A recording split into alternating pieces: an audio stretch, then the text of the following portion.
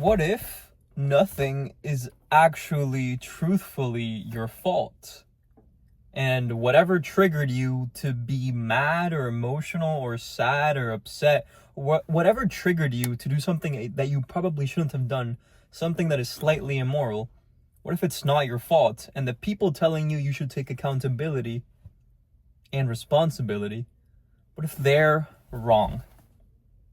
I know this is an unpopular opinion, but it's what I believe to be true. Hold on, before I get canceled, let me explain the context. It's for the first 10 seconds, it's going to sound a little bit like, what the heck? But hold on.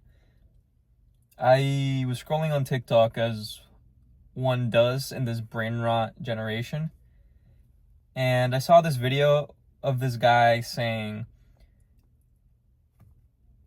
everyone always comforts and defends the kids and wives, but no one cares about what the kids and wives did just to trigger the husband. Okay, crazy.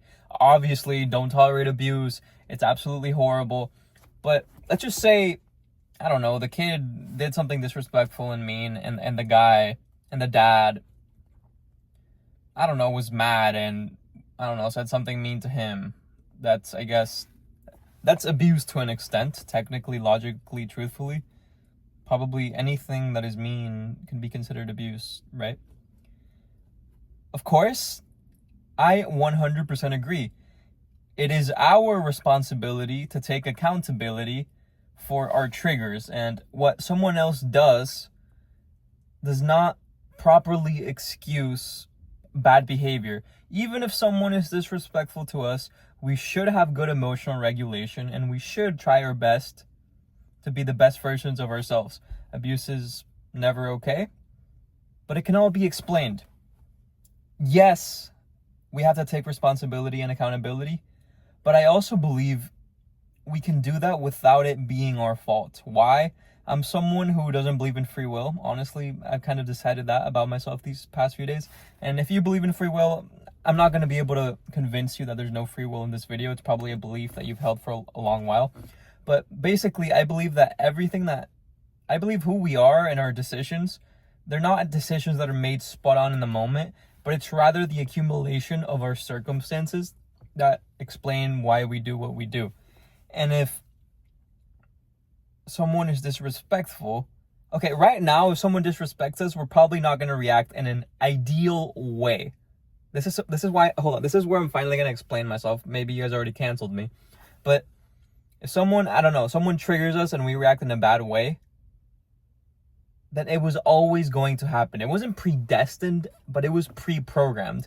Our current programming only allows us to react in that bad way. But I'm not saying that it's right. I'm just saying that there's no other way that we wouldn't have reacted badly. We feel like we may be, when we look back, we feel like we might have had the ability to choose a different thing in the past, but no, your current programming literally only allowed for what happened to have happened given the circumstances. And the people who shame us, who shame wrongdoers, the people who are unforgiving, they are self-righteous when they command others to take responsibility. It feels good. It feels good to condemn, to tell people they're wrong and that they're hurtful and mean, but it's not productive. At the end of the day, the most ideal way to create change and make the world a better place, I believe, is radical forgiveness, empathy, and planting seeds to have change over time. Obviously, if someone is hitting you every day or is incredibly mean and abusive, sure, don't stay in the relationship. But I don't know, if they say something disrespectful, and if they say it often, we should take the long path. If the relationship is worth pursuing, we shouldn't just expect to tell someone. It's wrong of us to have the unrealistic expectations of confronting someone once and expecting them to change forever. Literally none of you are going to build a habit snapping a finger. It's going to take a while, and 99.9% of you are going to change. So what do we do? If we've been wronged, what should we do instead of condemn? Say the dad who is yelling at their kids because they did something disrespectful. what should we tell the dad? We should be like, we should first of all validate their feelings and emotions, try to calm them down a bit.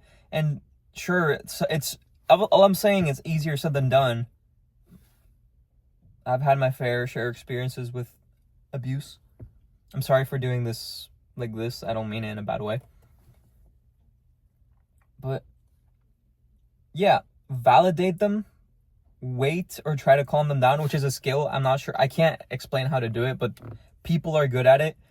Dealing with hard people with disrespectful is a skill we can cultivate. Look up another video. Honestly, talk to ChatGPT about the best way to do it with empathy. So just, I don't know, insert your situation and tell ChatGPT, hey ChatGPT, this is the situation. I believe he is wrong and he should take accountability. But if I just condemn him with shame right now, it's not going to be good. It's not going to cause good real change over the long run. So what can I do right now? And it's going to tell you, validate him. I don't know. Wait until he's calm and just do that. And by the way, you're still going to be disappointed. Change is hard. It's going to take a while. You have to plant seeds and hope for change in the long run. Not everyone changes, but that's the best way to do it. When we make value judgments, when we condemn people, when we condemn wrong behavior, literally 99% of humans do it from a self-righteous point of view. But it feels good. It feels good to say murder is wrong. It feels good to say how much of a animal a murderer is. And I'm super scared, honestly, of people. Gosh, I'm gonna get canceled. I feel like the majority of people are normies. So if the average person hearing this, if you're agreeing with me, you're most likely not average. Or I don't know, maybe I articulated myself well. You get the point. God bless you. If you believe in love, then you already believe in God, because God is love. At least partly. That's what I think. Who am I to know anything? At the end of the day, let's talk. God bless you. Bye.